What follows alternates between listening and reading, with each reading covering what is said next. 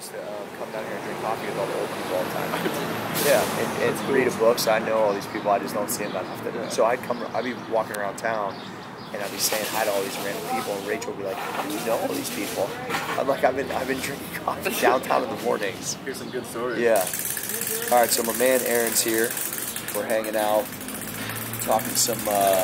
He just finished up school, 2-year, Columbus State, and he has a love for soccer and conditioning and endurance sports and things of that nature. So we're trying to figure out what's the next move. So, what's the next move? Get some certifications. What certification have your eye on, man?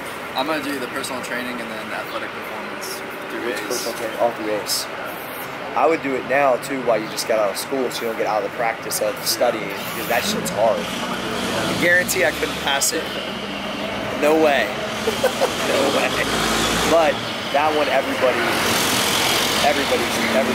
that one. That's good. Because like Dustin took the CSCS, which you have to have a 4-year degree to take, which he passed it, which is pretty sick. That's the one that I would. If you get the 4-year, yeah. So I think a lot of people come into this like part of their life where, like, Aaron got the 2-year degree from Columbus State. He's looking at, do I go to a 4-year or not? But what we were talking about is really just depends on what you're going to do. There's no reason to go spend that money if you can do the same job anyway, which you probably can. But when I was asking them, and I'll re-ask you again so you can tell everybody, like, I was saying, what is the goal? Because I think if you don't know where you, like, I can only conceptualize having a personal training studio when I was young, like that's what or a gym, right? I couldn't conceptualize I wanted to do supplements or these other things. But what I loved about his was, when I asked him that, Aaron, you said what? I want to do one-on-one training over in Europe. Yeah, which is sick. And so you're from a soccer standpoint, or you said soccer rugby? Soccer and rugby. Yeah. What's the did you just play soccer your whole life, or what's the draw to that, like, mainly? I played for 18 years for club and for high school. And just quit out. Did you play capital, you think? Yeah. Is that another factor, potentially? Yeah, that's another thing I could. The Matheny played soccer at capital, Yeah. I think. Yeah, one of my best lifters that's in our group in the morning, the blonde-haired kid that 181 elite, he played soccer there. Okay. You know what's so crazy is all the strongest guys in the group, all like soccer players. Really? Besides Jake, who's football. But yeah, because of the hamstring strength. I think that's what it is. Most of our guys that played soccer are fucking strong.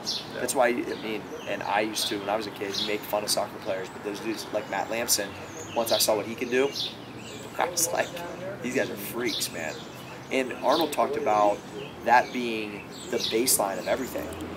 He played soccer, and most Europeans do Olympic lifting. Yeah. And so that was his base coming out of Austria, and he's like, it set him up perfect because of his conditioning, his lower back strength. Makes sense. I think those guys are a lot stronger than people think. Yeah. Way stronger.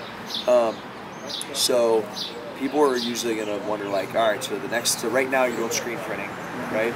So you're hustling because you got a kid on the way. Yeah. What is going to be, and this is why we're here meeting, the thing I can help with that can help you go from that right now to transitioning into before you go to Europe. So what do you need from me to help you do that? That's the next move. I would think just kind of meeting some people and get some marketing knowledge, because I really don't have a lot of it. You're starting to post on social media on a regular basis. Yeah, starting to get better. First win. Yeah. Actually, this is a great question. Why weren't you before? Well, I just got out of a band that toured for a while, and kind of just wanted to get out of that whole thing and just start new. Yeah. Yeah, and you're starting fresh in a new industry. Yep. So Aaron was in a band for how long?